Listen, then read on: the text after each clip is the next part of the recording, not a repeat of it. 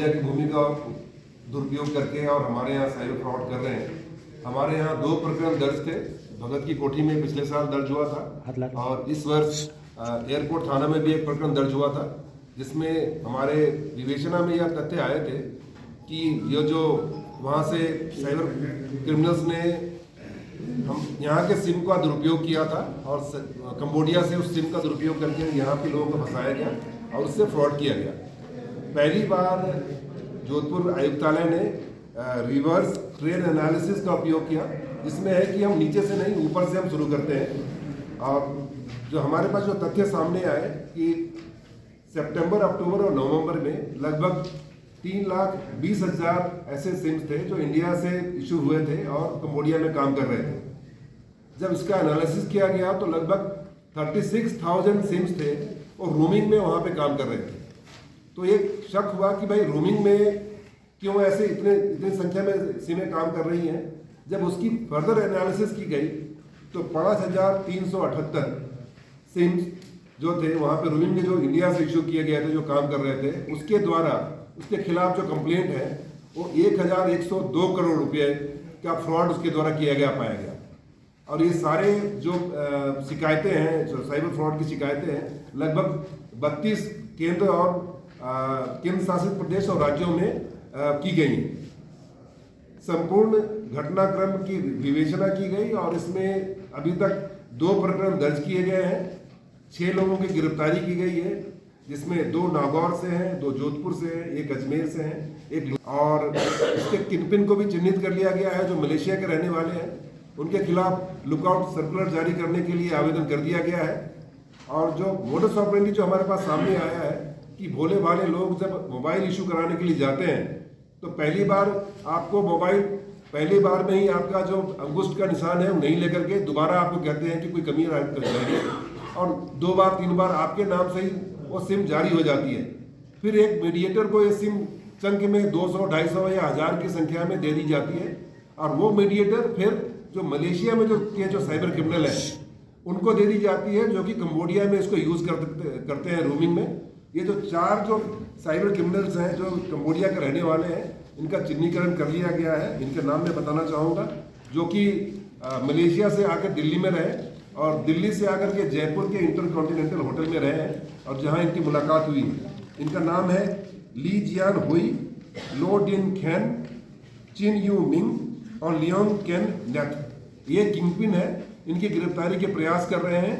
इसके साथ ही जो जितने राज्य हैं इसमें इन्वॉल्व हैं, जैसे हमारे यहाँ भी 200 से ज़्यादा मोबाइल नंबर्स का दुरुपयोग करके लगभग 25 करोड़ का फ्रॉड किया गया है राजस्थान में। इस संबंध में सारे जिलों को भी लिखा जा रहा है और उनकी भी गिरफ्तारी की जाएगी। और जो अन्य स्टेट जो इन्वॉल्व हैं उनको I4C हमारी संस्था है, Indian cyber crime coordination centre, उनके माध्यम से उनको सूचित कर रहे हैं, जिससे इन सारे क्रिमिनल्स को भी सलाखों के अंदर डाला जा सके। आने वाले समय में जो 5,400 के लगभग जो सिमें हैं इनको ब्लॉक किया जाएगा और इनके व्हाट्सएप भी बंद कराए जाएंगे, जिससे कि आने वाले समय में कम से कम हम 5,000 करोड़ के साइबर फ्रॉड को रोक पाएंगे। और यही प्रक्रिया सतत जारी रहेगी।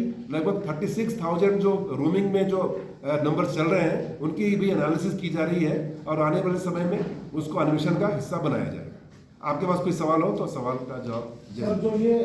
जो पॉइंट ऑफ सेल है जिसने इशू किया है उनकी गिरफ्तारी भी हुई है एक प्रकरण में। अभी तक एक जगह पॉइंट ऑफ सेल पे इसका इन्वॉल्वमेंट पाया गया है, परंतु ये इंडिया सेंट्रिक है। हर एक शहर में कोई ना कोई इनका विक्टिम है। तो जो सारे स्टेट इनमें इन्वॉल्व है सबको हम सूचित कर रहे हैं, उनके कंप्लेंट भी दे रहे हैं, जिससे कि वो विधि सम्मत कार्रवाई कर सकेंगे और जो भी सहयोग हमसे वांछित होगा हम उनको देंगे। हेड कांस्टेबल 1397 ये हमारे स्पेशल सेल में भी काम करते हैं, तो इनको ये कार्य दिया गया था। इन्होंने पहले भी काफ़ी अच्छा अन्वेषण किया है। इनके साथ ही पूरी टीम है और DCP क्राइम है, ADCP वेस्ट है और बासनी SHO है। उनके अलावा उनके साथ जो साथी हैं सभी लोगों ने मिलकर के काम किया। लगभग ये 1.5 महीने से एनालिसिस चल रहा था और उस 1.5 महीने के कड़ी मेहनत के बाद में हम यहाँ तक पहुँच पाए। जोधपुर में बता दूँ 2 दिनों पूर्व में एक प्रकरण दर्ज किया था, इस संबंध में दर्ज किया गया था, जिसमें एक व्यक्ति की गिरफ्तारी हुई है।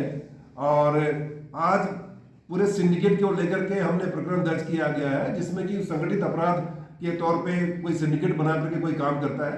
आने वाले समय में जैसे जैसे अन्वेषण बढ़ेगा वैसे वैसे हम गिरफ्तारियां भी करेंगे और बरामदगी भी करेंगे। बरामदगी अभी कुछ नहीं, अभी नहीं हुई जी। तो सर ये जो अपने 6 किसी को भी अगर आपको व्हाट्सएप से मैसेज आता है कि इन्वेस्टमेंट के लिए किसी ग्रुप में जुड़ना है, इसमें भी जैसे कि कोई लीगल ग्रुप रहता है, उसमें कोई अक्षर ही छोड़ देते हैं, आपको देखने में लगता है कि वही लीगल ग्रुप है, फिर वो उस ग्रुप को ज्वाइन कर लेते हैं, फिर आपको बहकावे में लेकर के आपको पहले आपको प्रॉफिट कराते हैं, उसके बाद फिर झांसे में लेकर के आपके साथ साइबर फ्रॉड करते हैं।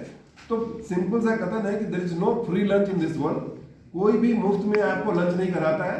अगर आपको व्हाट्सएप से कोई इन्विटेशन आता है, कृपया करके 10 बार सोचे और उसके लीगल साइट पर जाकर के चेक करें, उसके बाद ही उस ग्रुप को ज्वाइन करें।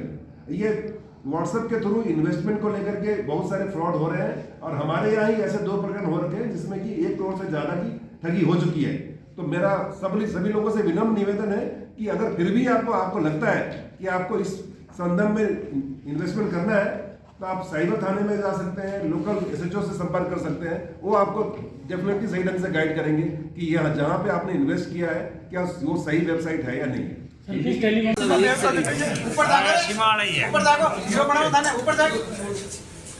हाँ वो सब बताओ।